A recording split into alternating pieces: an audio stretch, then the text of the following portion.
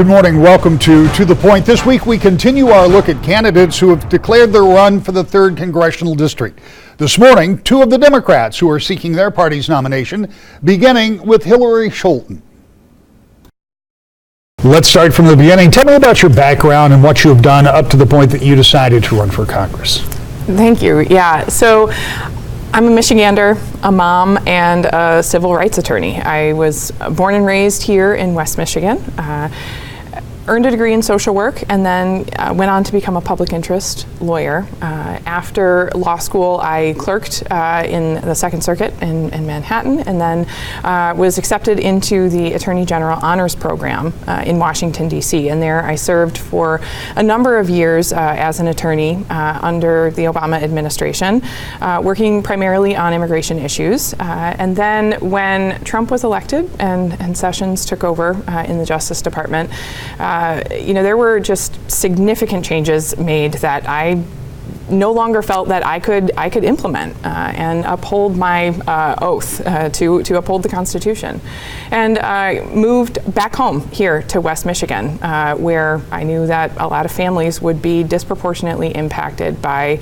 the adverse consequences of the policies of this administration. The last several years, I've been working with the Michigan Immigrant Rights Center, a fantastic statewide organization that has a big presence here in the Grand Rapids portion. Spent a lot of time down in the Battle Creek region of the district, where our largest immigration jail is here in West Michigan. So defending individuals who were facing exploitation in the workplace, a lot of migrant farm workers, and individuals who were experiencing religious minorities, experiencing sudden removal from the country, represented a decorated U.S. citizen Marine veteran who was unlawfully held by Immigration and Customs Enforcement. And our organization was on the front lines of defending kids who were separated from their parents at the border and brought here to Michigan for foster care. So with that as a background, I can assume the answer to this next question. What makes you decide to run? Obviously, it is some of the experiences you had. Yeah. The work that I've done over the last several years, and knowing, how knowing the better options that are available, the work that we did in the Justice Department under the Obama administration, which didn't always get it right when it came to immigration, but certainly tried every day to make our immigration system a little bit more just, humane, and fair. And then just seeing the contrast firsthand and working with the adverse effects of that several years. Just realizing these systems of injustice would continue to perpetuate themselves, and I'm not just talking about immigration, but you experience families here living in poverty. I have experience working with homeless mothers and their children at Mel Trotter Ministries here in town as well, and with individuals experiencing homelessness who also have HIV and AIDS, LGBTQ individuals who've been pushed out of housing situations. These experiences of individuals living on the margins of society and their experience being complicated by the adverse effects of poverty, not having access to affordable health care or affordable housing. I wanted to do something about those deeper systemic injustices that we saw here in West Michigan. And I realized that there was a real opportunity for someone like me to run and win here in West Michigan, and a real lack of leadership, as I saw it, from our current congressman. Well, let's talk about that opportunity to run and win, making no assumptions, knowing you have a primary and there will be a general election. And as it stands right now, there will be a 3-way race for the House if Congressman Amash does in fact run as an independent. But let's say all of that is behind us and you do prevail. How do you affect that change in a deeply divided Washington, D.C., regardless of who the president will be when the next member of Congress from the 3rd District arrives? I think that right now, I think I see a lot of individuals raising their hands to run because they want to be change makers. And with that comes an opportunity for collaboration and reaching new agreements like we never have before. You know, it may take time and it may take hard work, but I believe that there is opportunity there like never before. You know, a lot of people talk about deep division, and I see it there too, you know, but I also see, you know, a hunger for individuals to get it right. And I think that, you know, we can come together to solve, you know, the biggest crises of our time, you know, when we look at things like healthcare, when we look at things like, you know, the crisis with the environment and, you know, immigration reform. I believe that there are broad bipartisan agreements on these things, and I'm ready to get to work to solve them. When you look at this district, and you've already highlighted some problems in those reasons that you're running and some of the things that you've worked on in your professional career, but what does this district need? I mean, obviously, being a member of Congress, at least in my mind, is separated in kind of two different plates. There is that plate and that appetite, as you talk about, to do the big stuff, to do the really big important stuff, which reflects positively on your district, but also radiates out. Then there's that other plate, the plate that's just as big, that may only pertain more specifically to this district and some of its unique needs. What are some of those? Yeah, so, you know, I mean, I think it's the work you do in Washington and the work you do back home here in the district, exactly. And so, you know, I think just like you said, it was a wonderful summary. You know, the work that I will do in Washington on big legislative pieces absolutely resonates back here. You know, solving healthcare is a huge one, and the counterpoint to that back home here is constituent services, helping people figure out how to sign up, you know, for a healthcare program, and addressing those deep constituent needs. You know, when it comes to Veterans Affairs or Social Security needs,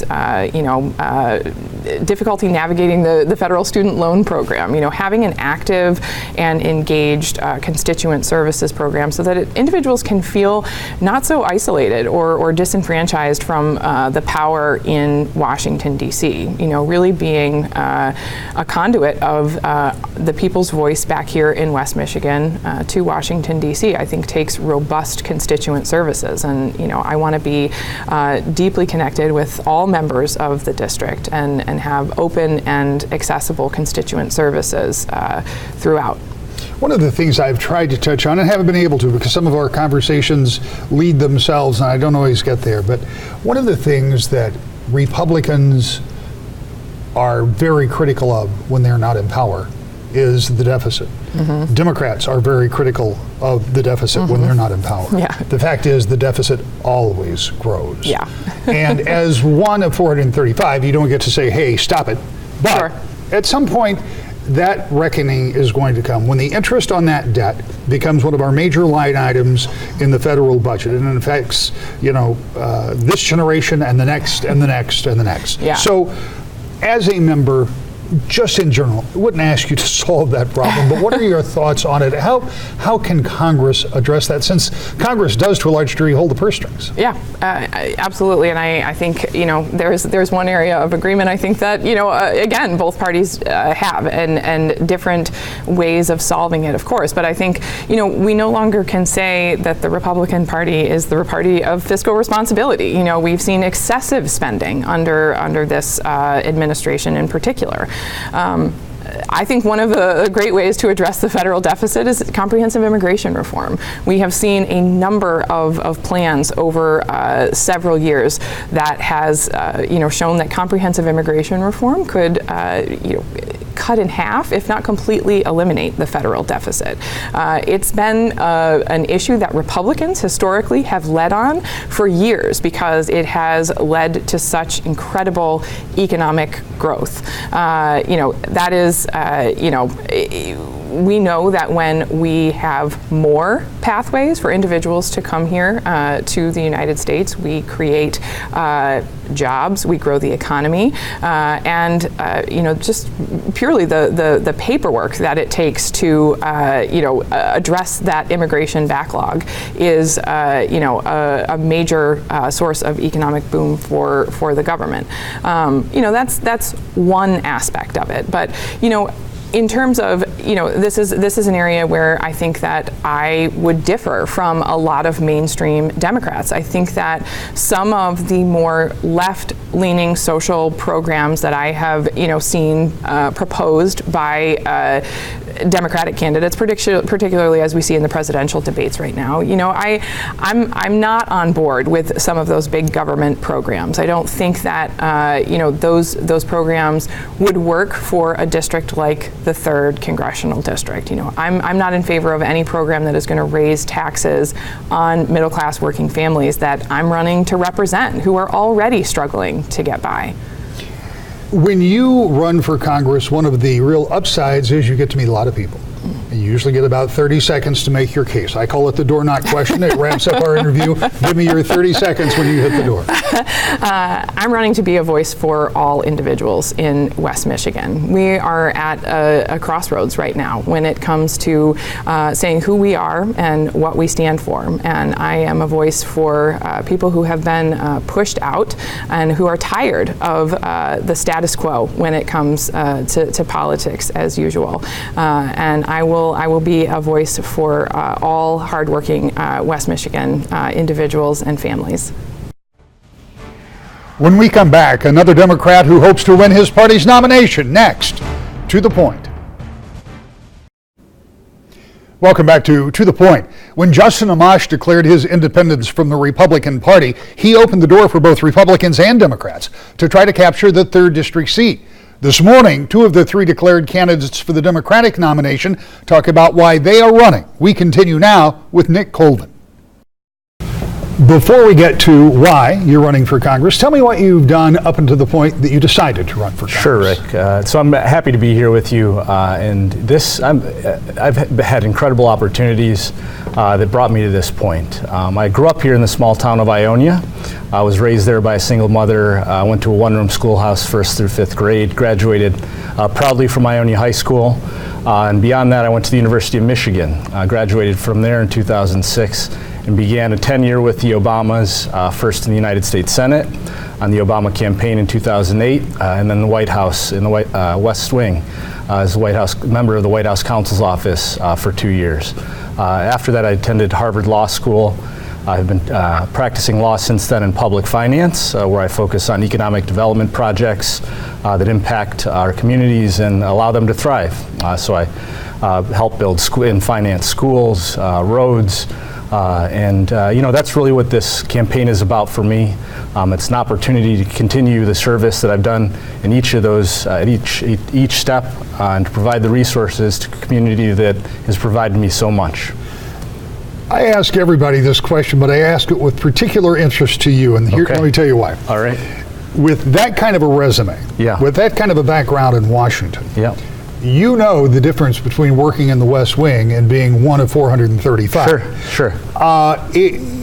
It's a big commitment to make, and being in Congress these days is not always the easiest place to be. So, putting mildly. So, how did you finally decide? What was the driving motivation to do it? Yeah, well, I think that the thing for me is that I've worked for people and seen the things that work. I've been in the room where some of the most consequential policy issues of our time have been dealt with and solutions have been provided. So while I think there, obviously we see in Washington a lot of dysfunction, I've also been part of processes and work for people that I think represent the best of what's possible when we get our politics and our policy right. And that's why I'm running. I think I have the experience. As I said, I've been there, I've been part of it.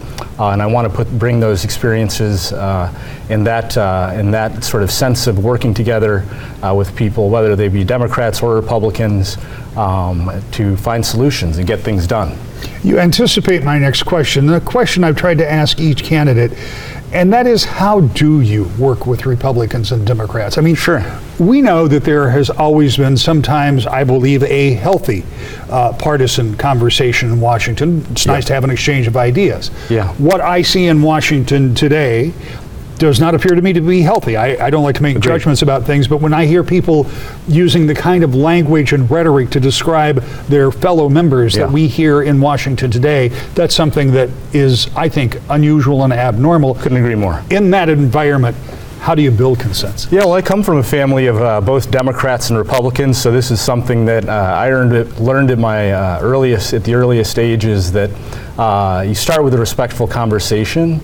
And I think the thing that I'm finding both as part of this campaign and also just sort of my experience in general on working on behalf of our, in government and on behalf of our country, is that it doesn't really matter whether you have an R or D next to your name. When you sit down and have a conversation with someone in a respectful way, there's a whole lot more that we have in common than divides us. And that's something that is particularly inspiring about this process. And for me, is that there aren't a whole lot of Democrats out in my part of the district where I grew up, but when you show up for people and have conversations with them in a respectful way, people just want to be listened to, and they want to know that someone can come into their living room, have a respectful conversation, whether they agree with them or not. They're going to hear them, and their views are going to be respected. And that's what I intend to do in Washington, is find places and policies and solutions that we can all work together on and get things done for us and fix things in a way that I think need fixing. When you look at this district, it is big, diverse, lots of different, Ionia and Grand Rapids are not necessarily mirror images of one another. Sure. And the same for Calhoun County, Battle Creek, and all in between. So with the diversity of needs in the district, what do you see as some of the most important things specific to the 3rd? Well, obviously one thing that is on everyone's minds, and we're seeing pop up every day on the national stage, whether on the debate stage, rather, is healthcare. It's something that's impacting every household in every community in this district and around the country. The rising cost of healthcare and prescription drugs is something that I think, again, whether you have an R or D next to your name, whether you're in Battle Creek, Grand Rapids, or Ionia or Hastings, you know that you're paying too much, and people want something done about it. We've made great strides, in my opinion, on the ACA, Affordable Care Act, which is something that I'm proud to have worked on when I was in the Obama administration. But there are far too many people in this district that still need access to affordable care. It's also something that impacts me very personally. I was my father's caretaker at the end of the last 2 years of his life, the first 2 years that I was in college at the University of Michigan. And at a time of personal devastation and losing someone that I was close to, the difficulty of navigating a system that has been designed to profit the big drug and insurance companies, when I just wanted to provide care and be able to afford it for someone that I love, was devastating. And again, we've made great strides, but I think that story isn't unique to me. It's something that everyone has, a story of someone that, and a frustration with our system. So healthcare is one, infrastructure is another. We see that throughout this state. Our governor, obviously, her tagline of "Fix the damn roads" was something that resonated with people because it's impacting everyone. And that's something that I think Washington has to be doing its part, especially if our state legislature isn't doing its part. So infrastructure is one, and also, obviously, our environment. People want to know that, and it ties into infrastructure as well, that we're going to have clean water, and that our children are going to be safe to drink it. So there are a lot of issues, again, and I think that on many issues, despite the diversity of our politics and our communities, I think that there's so much that ties us together, and we just need to be putting people in Washington that see that and can get things done across party lines, and I think I'm the person to do that. One of the questions that arises when thinking about not just the programs that you were talking about, but any number of things that flow from Washington, is that cash flow. Yeah. And we know that each successive president has grown a bigger and bigger and bigger deficit. Yeah. And it's to the point that the interest on that debt is going to be it's already significant. I shouldn't say going to be significant, but it's going to become more significant if something isn't done. Yep. And on one hand, as you identify their infrastructure, for example, the estimates for the cost of infrastructure across the nation are astounding. Yeah. I mean, in Michigan alone, it's big. Yeah. So how do you at once pursue things that I would agree that most people think need to be done, and at the same time be mindful that there will become a day of reckoning if there isn't something done about it?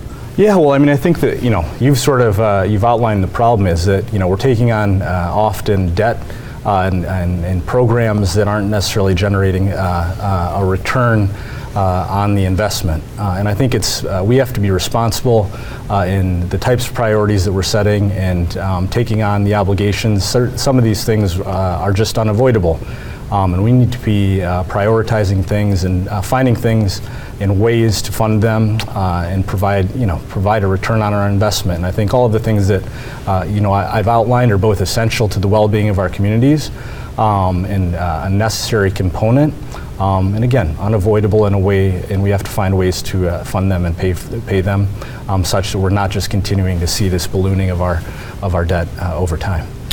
When you think about the job, the one of 435 that I always like to talk about, and when you think about approaching some of those big issues, is there a singular focus?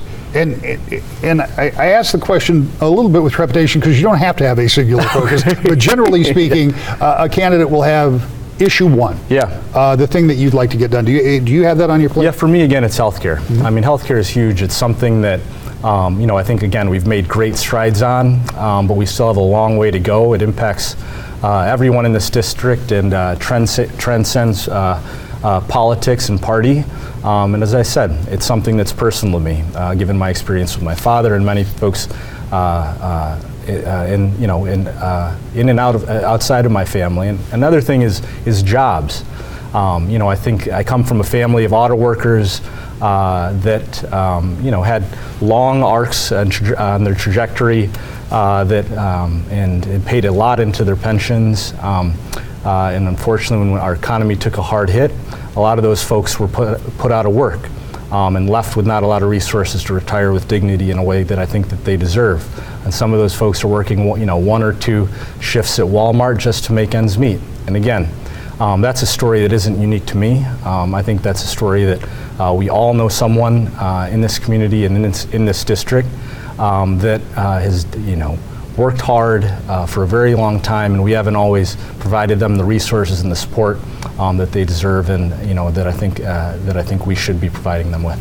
Between now and August, and if you're successful in August to November, you will have an opportunity to knock on a lot of doors. And when you do, I'm looking forward to it. You got about 30 seconds to make your case. We'll end this interview with you making your 30-second case. Sure. So I'm running for Congress again because of the opportunities that this district has provided me. I grew up in a small town where people worked hard and gave back to their community in whatever way they could. I tell the story of my grandfather, who again was the proudest Oldsmobile man and UAW member you have ever met, who went to work sometimes twice a day and climbed down into the deepest, darkest recesses of machines on his plant line, and often out of sight without credit from anyone, because it was the right thing to do and because it got things back up and running. I think we're at a point in our history where we need to be sending people to Washington to fix things and get things back up and running, and that's what I intend to do. I intend to get there and get to work on fixing our healthcare system, fixing our infrastructure here in the community, and fixing whatever problems we're presented with along the way. And I think I'm the best person to do that, and I look forward to representing the 3rd Congressional District in D.C. We're back with a final thought next. To the point. It's early in the 2020 campaign cycle already. We've seen candidates jump in and out of the race. Still, many others may not even make it to the ballot. But for now, there's a robust field of candidates, and they're making their case to become either the Republican or Democratic nominee, and we'll have more of those coming up in the next few weeks because there are still more candidates that you haven't met. I hope you'll join us next and every Sunday morning at 10 o'clock. Wood TV for To the Point.